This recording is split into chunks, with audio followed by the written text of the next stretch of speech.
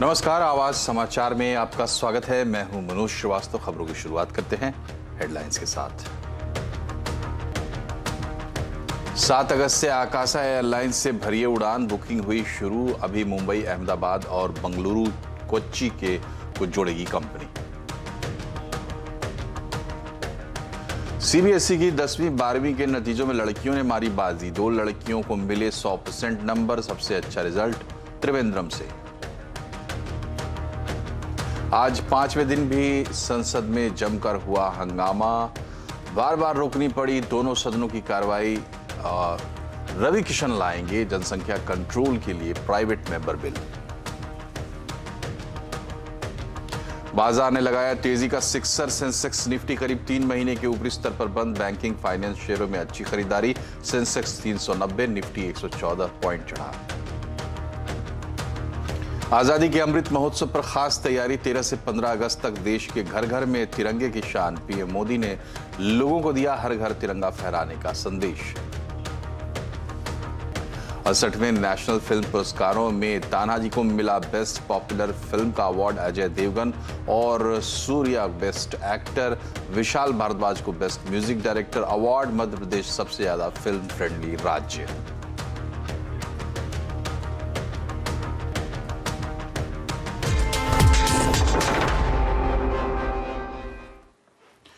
CBSE ने board exam के नतीजे घोषित कर दिए हैं। 10वीं और 12वीं के नतीजों में एक बार फिर लड़कियों ने बाजी मारी है। 12वीं में इस बार यूपी की 2 लड़कियों को 100% नंबर मिले हैं। बुलंदशहर की तान्या सिंह और नोएडा की युवाक्षी को 500 में से 500 अंक मिले हैं।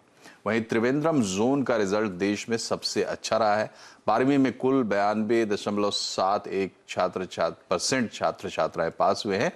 इस बार 12वीं में 1,34,000 बच्चों को 90% से ज्यादा नंबर मिले हैं। लड़कों की तुलना में 3.29% ज्यादा लड़कियों ने बोर्ड परीक्षा में पास किया है। अच्छा रिजल्ट उनका हुआ है। वहीं 10वीं में कुल 94.40% छात्र पास हुए हैं।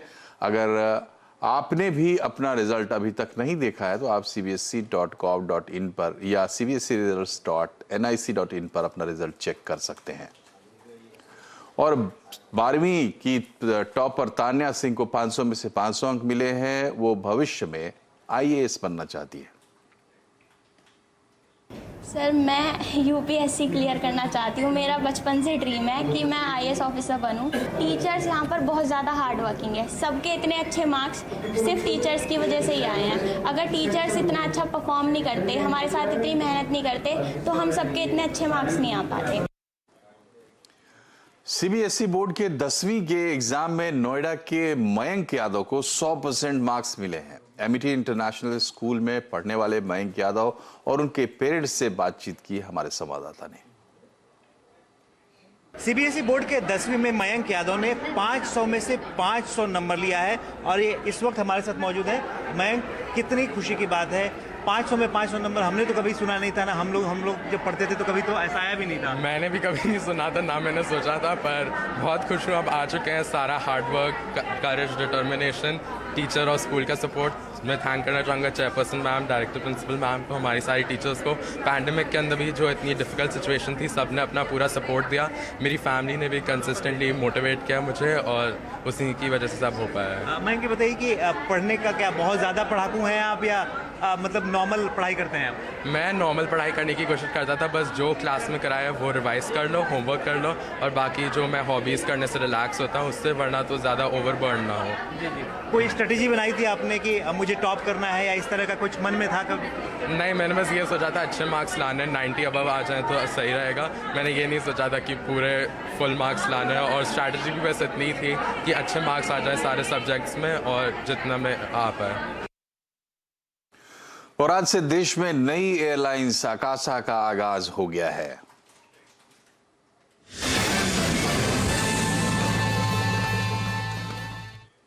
जल्दी आपको एक नई एयरलाइंस में सफर करने का मौका मिलेगा जो कई दिनों से चर्चा चल रही थी। आकाशा एयरलाइंस की आज से बुकिंग भी उनकी शुरू हो गई है और अगस्त में वो अपनी पहली उड़ान भरेंगे। बड़े दावों के साथ बाजार में उतरने वाली आकाशा में क्या खास है, इस पर बात करने के लिए हमारे साथ है संवाददाता रोहन सिंह। रोहन, बताइए लेटेस्ट आकाशा के डेवलपमेंट्स, लॉन्चिंग की प्लान, क्या क्या तैयारियां हैं? जी, अगर प्लानिंग की हम बात करें तो 7 अगस्त वो तारीख रखी गई है जब आकाशा एयर की पहली उड़ान भरी जाएगी। इसके लिए बुकिंग आज से शुरू हो चुकी है। आप बुकिंग आप करवा सकते हैं और जो पहली फ्लाइट होगी, इनॉग्रल फ्लाइट होगी, वो मुंबई से अहमदाबाद के लिए होगी और पहले सप्ताह में करीब 28 प्लेन्स को जो है किया जाएगा और दूसरे सप्ताह में यानी कि 13 अगस्त के बाद से अगर हम कहें तो जो है बेंगलोर और कोच्चि की उड़ान भरी जाएगी और वो उस रूट को भी किया गया है। कुल मिलाकर अभी 4 शहर इनके रडार पे हैं और अगर जो बेंगलुरु से कोच्चि की बात है वहां पे भी 28 प्लेन हो गया, यानी कि शुरुआत के 10 दिनों में आकाशा 56 फ्लाइट्स को लॉन्च करने की तैयारी कर रही है। फिलहाल उनके पास उनके फ्लीट में 2 जहाज हैं और हर महीने वो 2 जहाज को ऐड करेंगे। तो जैसे जैसे उनके पास जहाज आते रहेंगे बोइंग 737 मैक्स, वैसे वैसे जो उनके रूट्स हैं वो बढ़ेंगे और यही फिलहाल जो शुरुआती प्लानिंग है ये है उसकी। ये बताइए कि एयरलाइंस में किराए तो बहुत हाई चल रहे हैं, आकाशा में क्या कुछ राहत मिलेगी?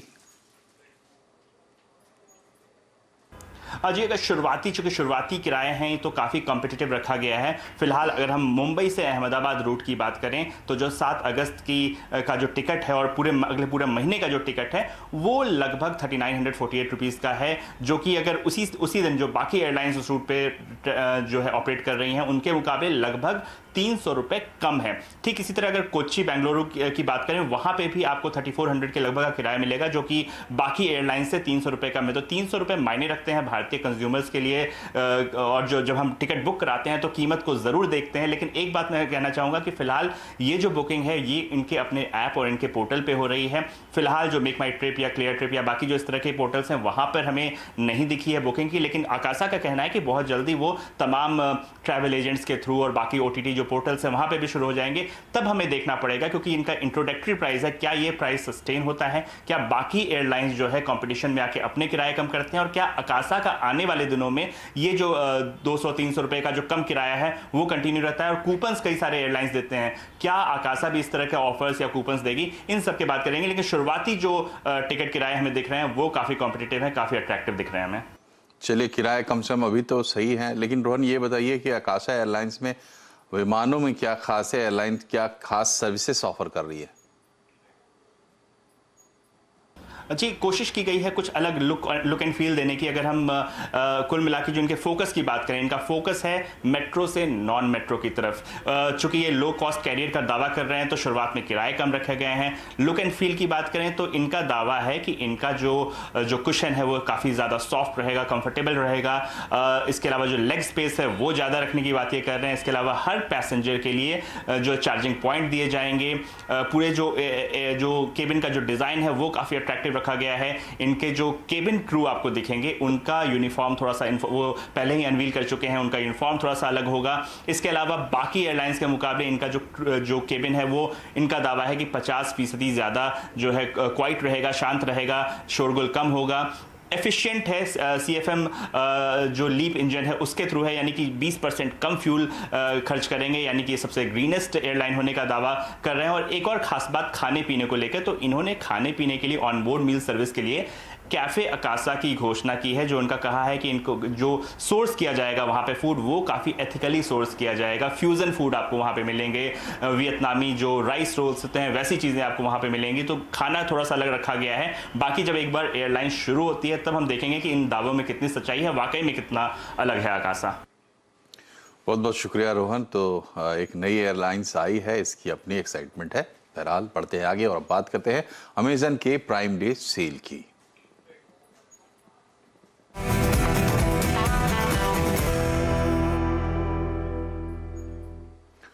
फेस्टिव सीजन की शुरुआत होने वाली है और इसके लिए ई कॉमर्स मार्केट भी तैयार है। शुरुआत हो रही है अमेजॉन की प्राइम डे सेल से, जो कि आज रात 12 बजे से शुरू हो जाएगी। इस बार अमेजन की प्राइम डे सेल में क्या खास होने जा रहा है, बताने के लिए हमारे साथ हैं दीपाली नंदा। दीपाली, सबसे पहला सवाल, अमेजन के प्राइम मेंबर्स के लिए सेल में क्या खास है, सेल की डिटेल आपके हिसाब से क्या है?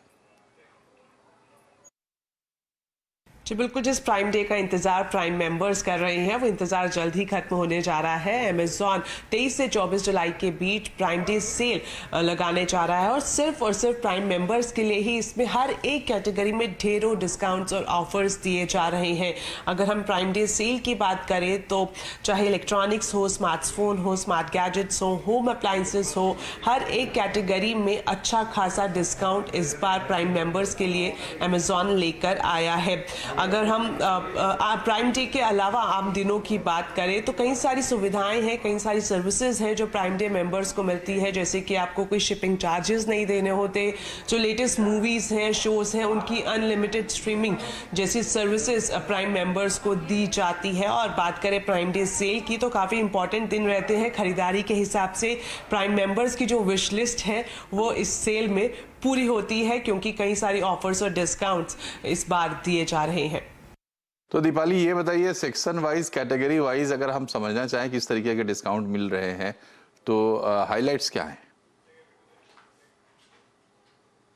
देखिए, इस बार की प्राइम डे सेल में जो सबसे पॉपुलर कैटेगरी है वो स्मार्टफोन, स्मार्ट गैजेट्स और इलेक्ट्रॉनिक्स ही है, जिसमें काफ़ी अच्छे ऑफर्स इस बार अमेजॉन की तरफ से दिए जा रहे हैं। सबसे पहले अगर मैं स्मार्टफोन्स की बात करूं जो कि हमेशा से एक पॉपुलर कैटेगरीज हैं, इस बार Realme, Redmi, Samsung, OnePlus के जो लेटेस्ट फ़ोन हैं उन पर 40% तक का डिस्काउंट दिया जा रहा है। एक नई शुरुआत अमेजॉन करने जा रहा है, कूपन बेस्ड डिस्काउंट। अगर आप प्राइम मेंबर्स हैं तो आप अमेजॉन के पेज पर जाकर कूपन पर क्लिक कर सकते हैं और अपना जो डिस्काउंट कूपन है वो कलेक्ट कर सकते हैं और जब आप चेकआउट करेंगे सेल के दौरान तो ऑटोमेटिकली आपको ये बेनिफिट मिल जाएगा। इसके अलावा अगर हम होम अप्लाइंसेस की बात करें तो उस पर 70% तक का डिस्काउंट है। वहीं इलेक्ट्रॉनिक्स की बात करें, टीवी, रेफ्रिजरेटर, वॉशिंग मशीन, इस पर आपको 50 से 60% तक का डिस्काउंट इस प्राइम डे सेल में मिलेगा।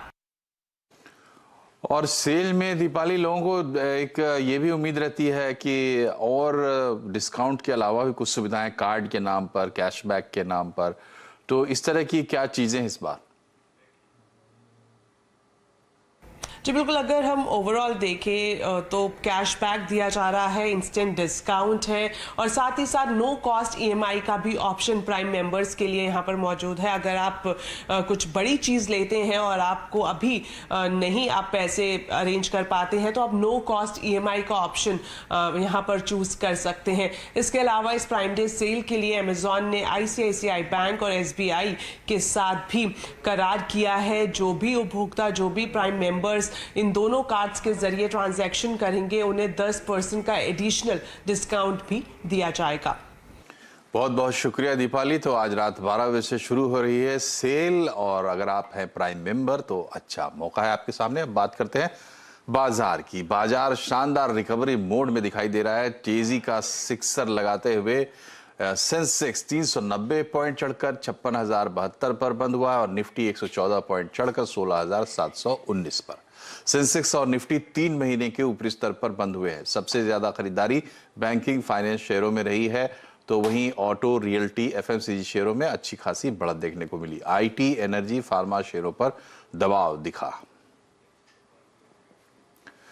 द्रौपदी मुर्मू के राष्ट्रपति चुने जाने के बाद उन्हें पूरे देश से बधाइयां मिल रही हैं। आज भी उनसे मिलने कई नेता पहुंचे। हालांकि उनका शपथ ग्रहण समारोह 25 जुलाई को होगा, लेकिन उससे पहले कल प्रधानमंत्री मोदी उन्हें मिलकर बधाई दी उन्होंने और सोनिया गांधी ने भी बधाई दी। आज शाम को पीएम मोदी राष्ट्रपति रामनाथ कोविंद के सम्मान में फेयरवेल डिनर देंगे।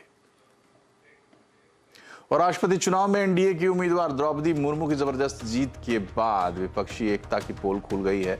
जिस तरह क्रॉस वोटिंग हुई है उसके बाद विपक्षी एकता पर सवाल उठ रहे हैं। आज आवाज अड्डा में इसी पर होगी बड़ी चर्चा, शाम 7:57 पर। दिल्ली सरकार की नई शराब नीति की सीबीआई जांच के आदेश जारी कर दिए गए हैं। दिल्ली के उपराज्यपाल वीके सक्सेना ने इस मामले में सीबीआई जांच की सिफारिश की है। उपराज्यपाल ने दिल्ली के मुख्य सचिव की रिपोर्ट के आधार पर सिफारिश की है। दिल्ली के उप मुख्यमंत्री मनीष सिसोदिया की भूमिका की भी जांच करने का निर्देश दिया गया है। वहीं दिल्ली के मुख्यमंत्री अरविंद केजरीवाल का कहना है कि उनकी सरकार कट्टर ईमानदार है और फंसाने की उनको कोशिश की जा रही है। ये लोग झूठे केस बना बना के हमारे ऊपर कीचड़ फेंकना चाहते हैं। ये दिखाना चाहते हैं दुनिया को कि देखो ये भी हमारे जैसे ही हैं, जैसे हम भ्रष्ट हैं ये भी वैसे ही हैं, ये भी भ्रष्टाचारी हैं। बीजेपी ने केजरीवाल सरकार पर सवाल उठाए हैं। बीजेपी का आरोप है कि नई आबकारी नीति में नियमों का उल्लंघन हुआ है। मीनाक्षी लेखी ने केजरीवाल पर निशाना साधते हुए कहा कि केजरीवाल ईमानदारी का सर्टिफिकेट ना बांटे। जो अल्कोहल के ऊपर, लिकर के ऊपर टैक्सेस लगते हैं, वो टैक्सेस जनता के काम आने वाला पैसा है, लेकिन इन्होंने लगातार लिकर कंपनियों को, माफिया को फायदा पहुंचाने के लिए नियम कानून का उल्लंघन करते हुए कुछ निर्णय लिए हैं और सीधे सीधे तौर पर वो लाइसेंसेस, वो निर्णय जो है उससे जो है जनता का नुकसान हुआ है, जिसमें वेवर ऑफ फीस इत्यादि इन्होंने दिया है। 26 जुलाई को 5G स्पेक्ट्रम की नीलामी होगी। नीलामी में हिस्सा लेने के लिए 4 कंपनियों ने 21,800 करोड़ रुपए की अर्नेस्ट मनी डिपॉजिट की है। स्पेक्ट्रम नीलामी में क्या है उम्मीदें, देखिए असीम मनचंदा की इस रिपोर्ट में। CNBC Awas and Salazar Techno Engineering present Telecom Update. Bharat में 5G सेवाओं का सपना जल्दी ही साकार होने जा रहा है। 26 जुलाई को 5G स्पेक्ट्रम की नीलामी होगी। टेलीकॉम कंपनियां इस नीलामी में बढ़ चढ़कर हिस्सा लेने के लिए तैयार हैं। 4 टेलीकॉम कंपनियों ने नीलामी में हिस्सा लेने के लिए 21,800 करोड़ रुपए की अर्नेस्ट मनी डिपॉजिट यानी EMD जमा की है।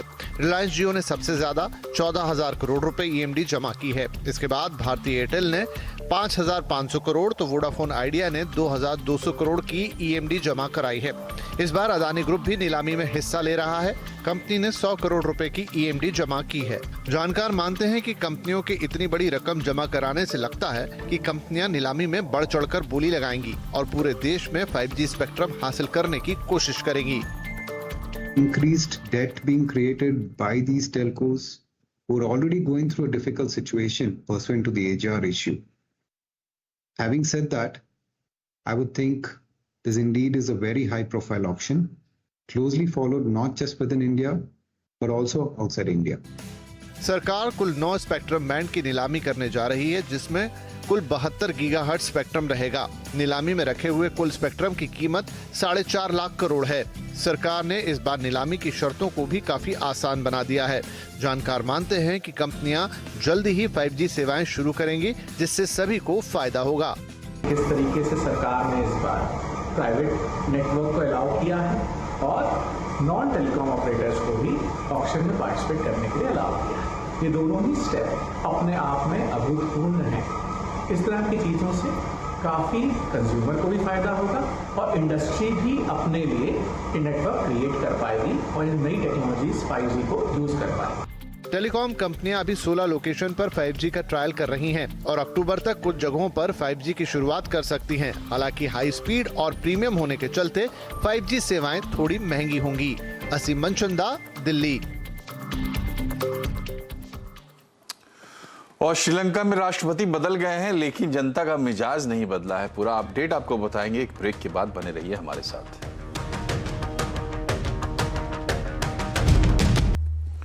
ब्रेक के बाद एक बार फिर से आपका स्वागत है आवाज समाचार में। बात श्रीलंका की। नए राष्ट्रपति रानिल विक्रमसिंघे के खिलाफ शुरू हुए विरोध प्रदर्शन को देखते हुए कोलंबो में सेना ने सुरक्षा व्यवस्था और सख्त कर दी है। कोलंबो की सड़कों पर अब सेना टैंक के साथ गश्त कर रही है और वहां पर मौजूद हर प्रदर्शनकारी को हटाया जा रहा है। सेना ने राष्ट्रपति सचिवालय को अपनी सुरक्षा घेरे में ले लिया है। दरअसल राष्ट्रपति बनते ही विक्रमसिंघे ने सेना को कानून व्यवस्था पर लगाम कसने का आदेश दिया था। हालांकि सेना की इस कार्रवाई से रानिल विक्रमसिंघे विपक्ष के भी निशाने पर आ गए हैं।